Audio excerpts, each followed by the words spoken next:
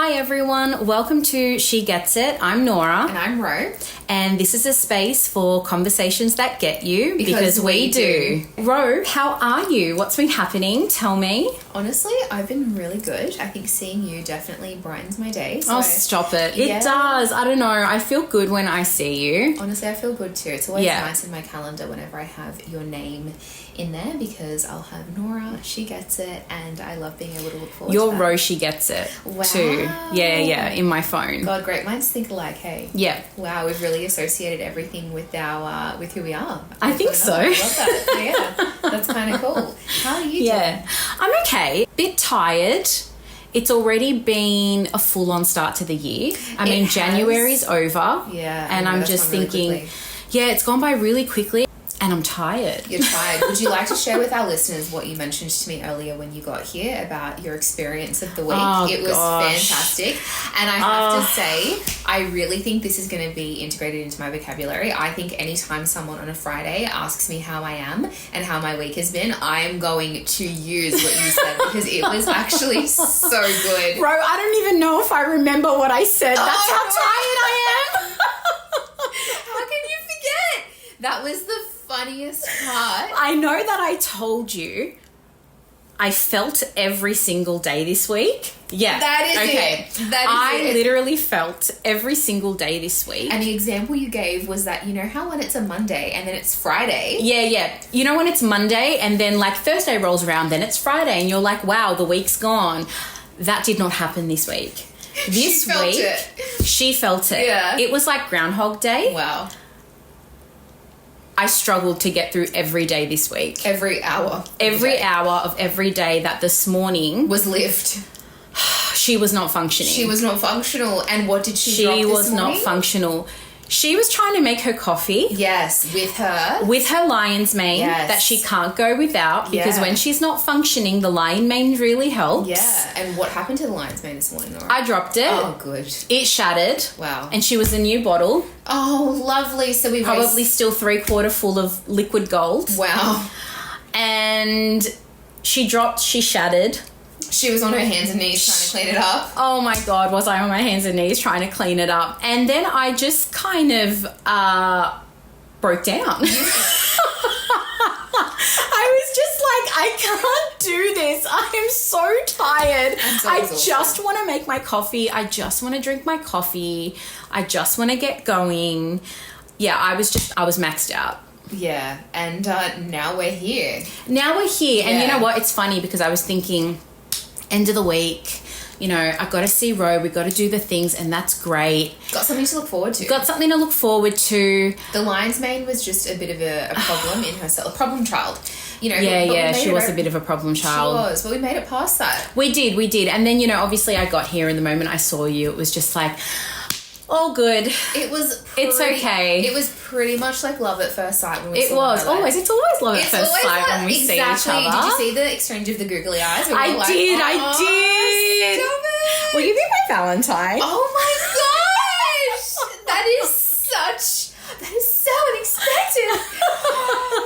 Are we going to be Galentines this year? We're totally going to be Galentines this year. This is going to be amazing. Nora, I accept. Will you be my Galentine? 100%. How beautiful. Gosh, we've got to brainstorm some ideas on how to celebrate. Yeah, definitely. Okay. You know what? I strongly believe that best female friendships will give you more in life than really what a man could in terms of what will spiritually fill your cup, and I think that you and I give that to one another in our friendship, so being one another's Valentines this year will be absolutely beautiful and perfect. Yeah, very fitting. I agree. Yeah, I agree. Yeah. So what are we going to be talking about on our episode today, Nora? Well, today we were going to dive into part 2 of the wellness journey. More about wellness. Yeah, because we touched on a few things last time and there's so much more to talk about. So many other sort of wellness tips and hacks that sort of keep us going, keep us well. Absolutely. So we thought we'd talk a little bit more about that. Absolutely. And I think one of the things you were saying is that we wanted to pivot our conversation from the habits that are probably talked about a lot online, which we did cover a little bit, where it was the things like exercise, like supplements, like hydration. Obviously those are all really important, but we were talking about the deeper aspects of how to keep yourself well, because all of those things work when you have a lot more at play and you're doing a lot more for yourself internally. A lot of those things more so, they help you internally, but they more so focus on more or less like what's going on in your external environment, because you can control those things. You go to work out, you go to take your supplements, you go to keep yourself hydrated with your jug of water every day. Yeah. But these are the things that we were saying, that these are the aspects that build over time. They're things that you do, but they're building blocks to a better you. Yeah, definitely. And like those routines and those habits are really helpful. But I also feel like they address a certain aspect of your wellness, yes, not a complete picture. Yes. So a lot of that I think addresses the physical side of things, which is great.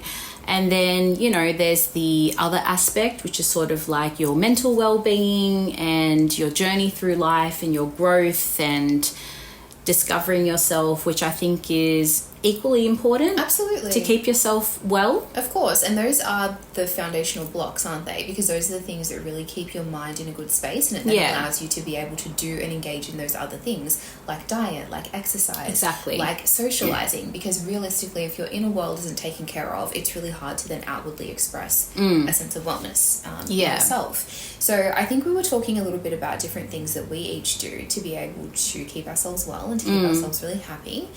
Maybe you could share a few, and then I can also share a few too.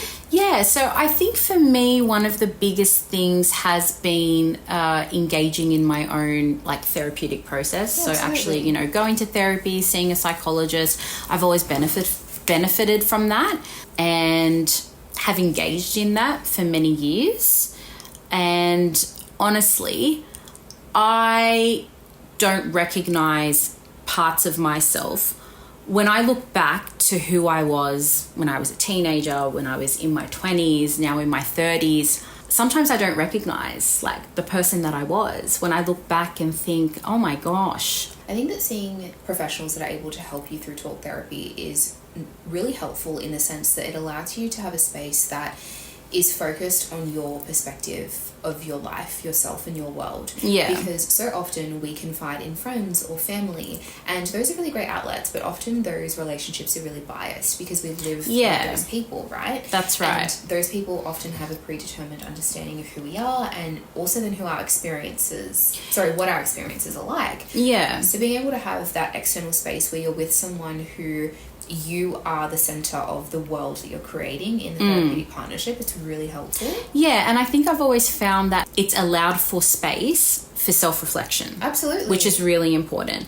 It gives me the time to actually reflect on, oh yeah, when this thing happened, I felt like this, or I acted this way, or had this reaction. Like, what was that about? And I really value that reflection because there's a lot of growth that happens from it, because of the understanding that you get from it. So I really value that process. I've always gotten a lot out of it, and really it's why I feel the way that I do today, and I'm in the place that I am today because of that work. Yeah, absolutely. Yeah. And I know it's not for everyone, but for me it works, and I've gotten a lot out of it. So yeah. That's amazing.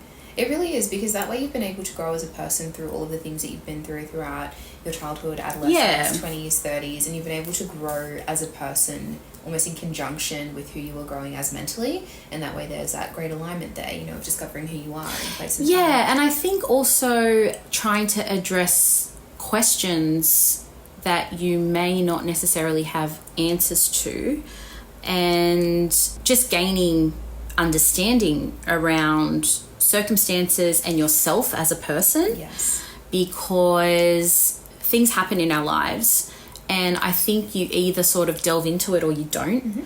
And when you don't, you may then repeat patterns, repeat circumstances, behaviors, and sometimes you can kind of get stuck in a cycle, and I have experienced that.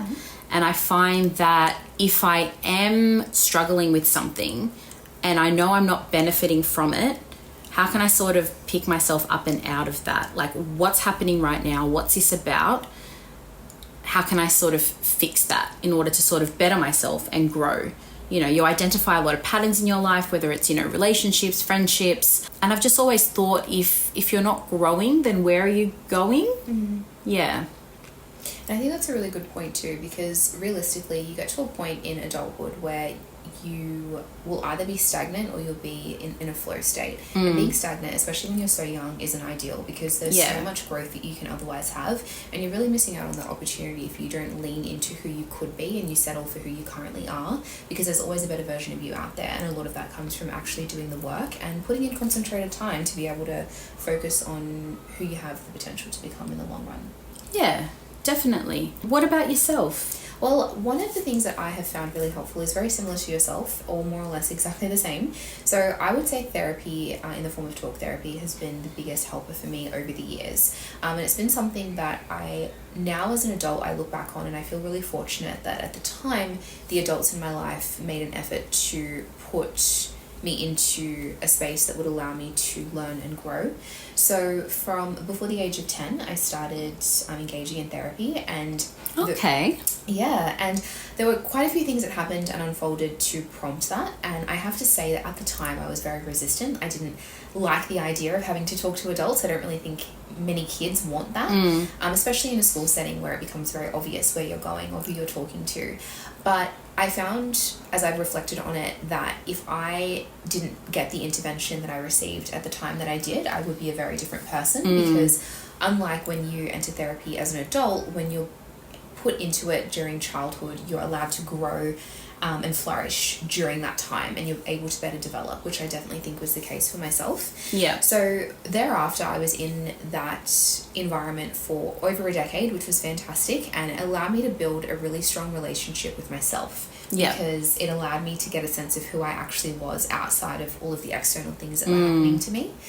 And then into adulthood, I decided to continue because I always felt that it was important to more or less practice what you preach. Yeah. And especially my future, I hope, is involving having the title of being a psychologist myself. Yes. And so one of the big things that they talk about in university during undergrad is the idea of whether or not it's expected for therapists to actually engage in therapy themselves. Oh yeah, therapists have their own therapists. But also they were talking more so about whether it should be a requirement. Like there's so many requirements and regulations around practicing as a psychologist in Australia, and it was looking at, okay, well, if someone is in a profession of helping others in such an intimate way where you are talking and it's not about necessarily something external, it's about the person that you're working with being able to harness the ability to know themselves better, then the therapist should have that same capacity. Yeah, definitely. Yeah, so those were conversations that I really loved. So I would say that has definitely been something that's always given me the tools to be able to fall back on.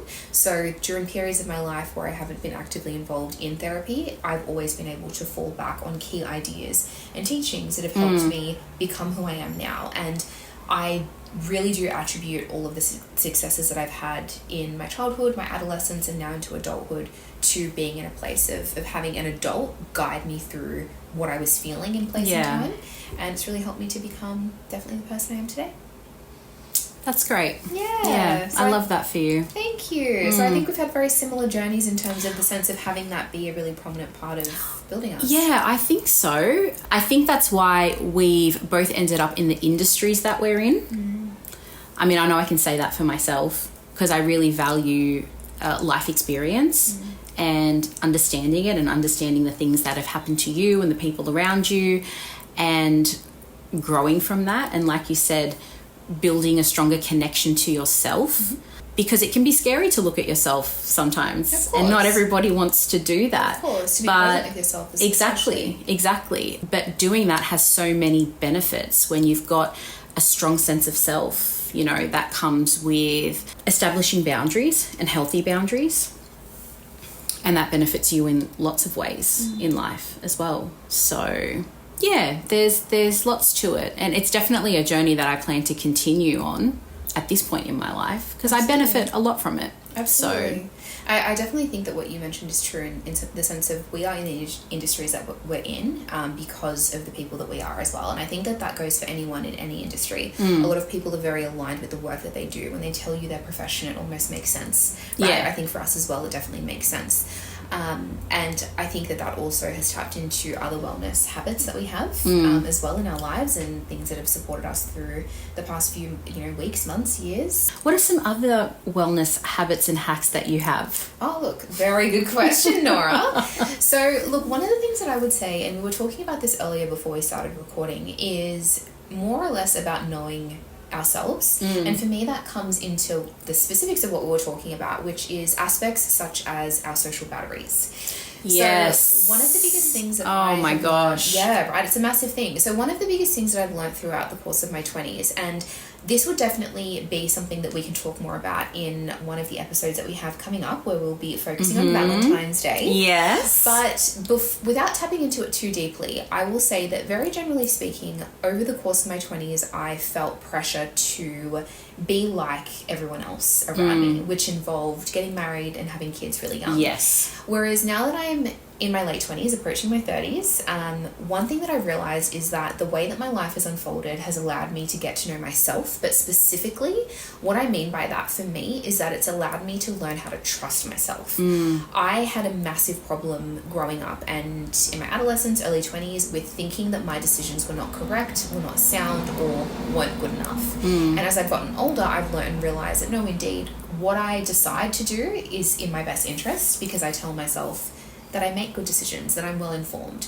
And one of the biggest ways that has shown up for me is knowing how I engage socially. You and I are very similar. We both get very drained being around people for too long. We need to be able to spend time alone without having things come at us, which involves questions and having to engage with people. Because she gets too stimulated. She gets overstimulated. She gets the sensory overload is all happening for her. It's real. It's a thing. It really is. And it's so draining. It is draining. And one of the biggest reasons why it's draining is because we are definitely both people who can engage socially and we can show up really presently. But there comes a point in the night where it becomes very obvious for both of us where we need to tap out. And that speaks to why I would say that for me, wellness has been about learning that your social dynamics change throughout your 20s. You go from being... oh my gosh, I don't recognize the person I was in my 20s. Absolutely. Socially. Absolutely. And especially having gone from high school where you're achieving the same milestone as everyone, more or less you still do that during uni, but then uni finishes and everyone's life goes in a different direction. You're suddenly on your own path. I thought, okay, well, I have to keep up with people by maintaining social ties with them, which looks like going to birthdays, going to engagements, weddings, christenings, all of these massive celebrations, when in reality I would get there and feel very disconnected. And so part of honoring myself and learning about how to take care of me and how to be well in myself has been to understand my social battery and how I can show up in the best way. So I would say that would be one of the biggest lessons of my 20s overall. Definitely. And I think that's been huge for me over the last 5 years, is actually realizing what energizes me and what drains me, and actually putting boundaries in around that and not feeling bad about it. Exactly. I experienced in my 20s, and I think a lot of people do, you want to fit in, you people please a bit, even though it has consequences for yourself. But I'm at a point now where I can't do that. And I know what I can do and what I can't do. And it doesn't mean that I don't love you and you're not my friend. It's about what I can give, because like you said, we can show up, we can be present. And I do want to ensure that when I show up for my friends and my family, I am actually there, I am present, I can engage. I don't see the point in being there if I'm not my best self. Absolutely. Because the other person that I'm interacting with isn't going to get the best of me, and they're not going to get anything out of the interaction, and neither am I. I don't know. I think about those things. Of course, because we always want to be able to know that we can foster relationships that have long-term meaning and value. And a big part of that is being able to be quite consistent in who we are in place and time to other people. So I would definitely say that also for you and I, that's another big reason why we align, is because you and I can understand our social needs. And it's not something that the other person would then be offended by, for example. In terms of having to have that downtime. Never. Like, girl, if you cancel on me. It's like, actually, thank you, because then we get some downtime, Are you that person too? Like, if someone, to be fair, I feel like when it's my close friends like you, if things are cancelled, of course, always I think you do you, but I do feel that sense of, oh, I was keen to see you, but obviously, like, I completely understand. There are other people where when they cancel, I'm like, oh, thank God. Thank Yeah. God. Yeah. You know, because you think to yourself, oh, I'm getting like that sense of peace back. I'm getting that time back. I'm getting to pour back into myself. Because of the mental energy it takes to prepare for the socializing, right? Because that's another thing. Yes, but then also to decompress after, when you have to drive home in silence, and then you get home and you need some more silence before you can function. It's definitely a process. It is. And understanding that about yourself is really important. And then also, like you're saying, ensuring that the people around you and in your circle are aligned with that, and trust that if you cancel, it doesn't mean that you don't want to see them. Exactly. It's just that there's stuff going on right now. And I mean, at the end of the day, I know where you live. So I can hunt you down if needed. I'm not worried. I know where to find you. You know what? Pretty Actually, much. I remember there was a few days where I think that I was just in my own bubble, and you were the kindest, sweetest friend. You were reaching out, and at one point you were like, "Are you okay? I haven't heard." I was a little worried. What's going on? I was like, I'm understanding. Yeah. But like, do I need to call in a wellness check, like a welfare check right now? Where are we on the spectrum of, is this an emergency or is it not? Like, do I just rock up at her house and be like, listen, bitch, haven't heard from you?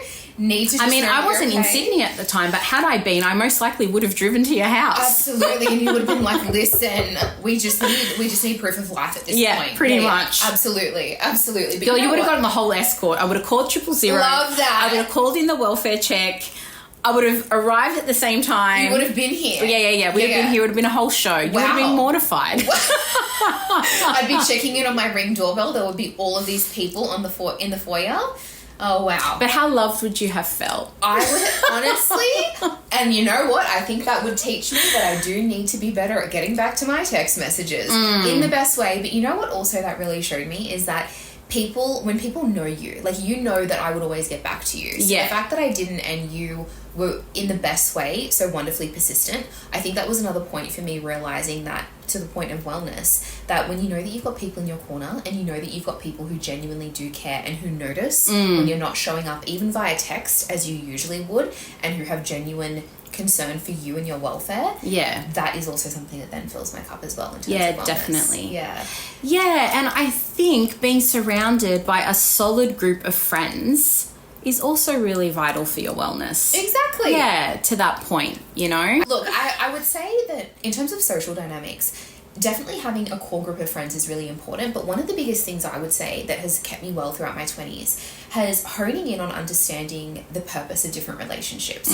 I think that growing up, we were definitely fed a lot of media, and for me specifically, I remember very vividly brats. They were a massive part of my girlhood. The Bratz dolls? The Bratz dolls. Yeah, It was Chloe, Yasmin, Sasha, and Jade, and the whole concept of that show and that brand was about female friendship and about having people that were your best friends. You had nicknames with them, you know, you did everything with them, and that set me up to believe that every friendship needed to more or less be equal. It had to be all or nothing. And what I really understand has been able to help me over the past few years is the fact that I've identified what my core relationships give to me, and that they all tap into something different. I've got one of my best friends is a mum. She's a mum of 2, and I'm not married with kids myself, but she has definitely allowed me to tap into a part of myself, like a nurturing part of myself that I wasn't super confident that I had. And that's been something that's been able to really help me grow and develop as a person. She shows up for me in the most marvelous ways, and it's taught me and given me a sense of family, which is so beautiful. Another one of my girlfriends, she is an absolute machine at her, in her line of work. I admire her so much. And so when I think about my career, although we're in different industries, I really aspire to be like her. She is confident and she's fierce and she shows up so well in leadership, and I love connecting with her. Yeah. Also, love hearing about the workplace gossip and drama, because it is always so fantastic. Spill the tea. Spill the tea. Honestly, it's literally like what you see on social media where they say that hearing about your friend's workplace gossip is like tuning in season 3, episode 2 to be able to find that there's new characters you didn't know about. And then, you know, one of my other close girlfriends, she actually lives over in France, but not in mainland France. We initially connected as pen pals, and she is actually studying psychology as well. And nice. That sort of stuff has really helped me to, I guess, connect with different parts of me in terms of my career, where it is, my career where I want it to go, but also who I hope to be in the future, which definitely I hope would be with a little bit of like a family dynamic in there. You know, Yeah. I see the marriage, I see the kids, and really hope that We're manifesting the marriage and the kids. Yes, we are. Yes. Yes, we are. And we're talking specifically about the potential of a nice British man. Yes. So I think I might just have to meet you in London in May to really make that dream come into fruition. That would be amazing. That would be amazing. Can you imagine? She gets it, takes London. Yeah, she gets it, takes London. But before we finish up, what's your third and final wellness hack for our audience today? I think my third and final hack would be kind to yourself. Yes. Yeah. Really take the time to love yourself, be kind to yourself. We're not perfect. We're continually growing. You know, we make mistakes, and I think we can be really hard on ourselves, and especially as women and in this day and age. So I think for myself, I try to really remind myself that it's okay and I'm going to be okay. When you think back over your life and all the things that you've been through, sometimes you think you're not going to be okay. But given the things that I have explored in terms of wellness, I'm definitely getting there. And one thing I'm learning is definitely like self-compassion and self-love.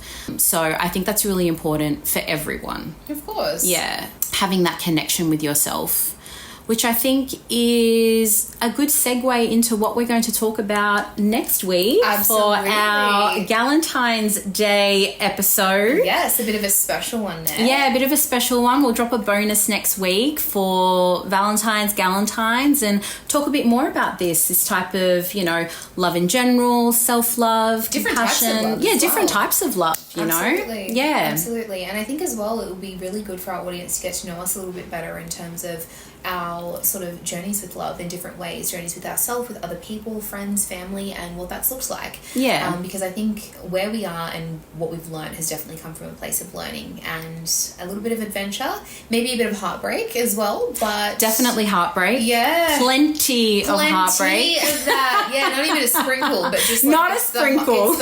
It's the whole meal, actually. Yeah. Wow. So stay tuned for the next episode. Stay tuned, and don't forget to like, follow, and comment. Let us know your thoughts, and stay tuned. Bye. Bye.